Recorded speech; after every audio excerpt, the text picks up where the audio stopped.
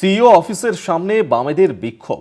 SIR বন্ধের দাবিতে বিক্ষোভ বামেদের, সেই ছবি এই মুহূর্তে দেখছেন, যেখানে এসআইআর বন্ধের দাবিতেই বিক্ষোভ দেখায় বামেরা সিইও অফিসের সামনে। সেখানেই বামেদের এই বিক্ষোভ কর্মসূচি করা হয়।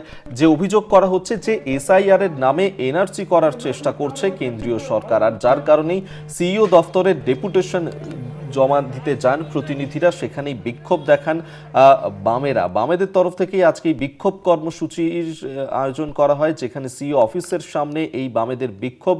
যে অভিযোগ তারা করছেন যে এসআইআর এর নামে এনআরসি করার চেষ্টা করা হচ্ছে, এমনটাই কিন্তু চেষ্টা করছে কেন্দ্রীয় সরকার। সেই ঘটনার প্রতিবাদ জানিয়ে আজকে বামেদের এই বিক্ষোভ কর্মসূচি, সিইও দফতরের সামনে এই বিক্ষোভ কর্মসূচি বামেদের।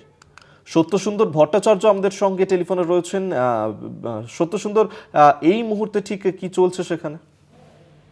দেখো, এসআইআর এর বিরুদ্ধে এ রাজ্যের মুখ্য নির্বাচনী আধিকারিকের দপ্তরের সামনে বিক্ষোভে সামিল হয়েছিলেন এসআইআর বিরোধী নাগরিক উদ্যোগ এবং সেই প্রতিনিধিরা। তারা মনে করছেন যে গোটা দেশ জুড়ে যে এসআইআর এর প্রক্রিয়া চালু করার চেষ্টা করছে কেন্দ্রীয় সরকার, এর পেছনে কিন্তু এনআরসির ষড়যন্ত্র রয়েছে এবং এনআরসিকেই ঘুরপথে কার্যকর করার উদ্দেশ্যেই এই এসআইআর এর পরিকল্পনা নিয়েছে কেন্দ্রের মোদী সরকার।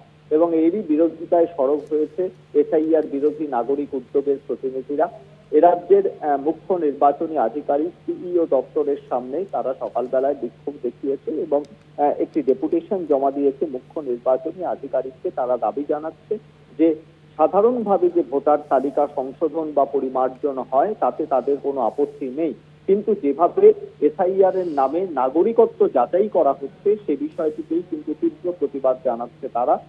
বিহারেই দেখা যাচ্ছে যে এখনো পর্যন্ত 65 লক্ষ মানুষের নাগরিকের নাম সেখানে যে খসড়া ভোটার তালিকা প্রকাশিত হয়েছে সেখান থেকে বাদ গিয়েছে। সেক্ষেত্রে এ রাজ্যের ক্ষেত্রেও যে এই রকমের একটা আশঙ্কা তৈরি হয়েছে এমনটাই মনে করছে এই এসআইআর বিরোধী নাগরিক উদ্যোগ। এবং পাশাপাশি তারা জানাচ্ছে যে এ রাজ্যে বিরোধী দলনেতা শুভেন্দু অধিকারী তিনি আগে থেকেই জানাচ্ছেন যে এ রাজ্যে রোহিঙ্গা যে মানুষজনের যে সংখ্যা সেটা 1,25,000। কোথা থেকে এই তথ্য তিনি পেলেন এবং কিভাবে এই এসআইআর এর নাম করে যে জাতিগত এবং ধর্মের ভিত্তিতে এই গোটা প্রক্রিয়ার পেছনে যে কোথাও গিয়ে একটা এনআরসির ষড়যন্ত্র রয়েছে এমনটাই মনে করছেন এই এসআইআর বিরোধী নাগরিক উদ্যোগের প্রতিনিধিরা। এবং এরই প্রতিবাদে তারা আজকে মুখ্য নির্বাচনী আধিকারিককে একটি ডেপুটেশন জমা দিয়েছে।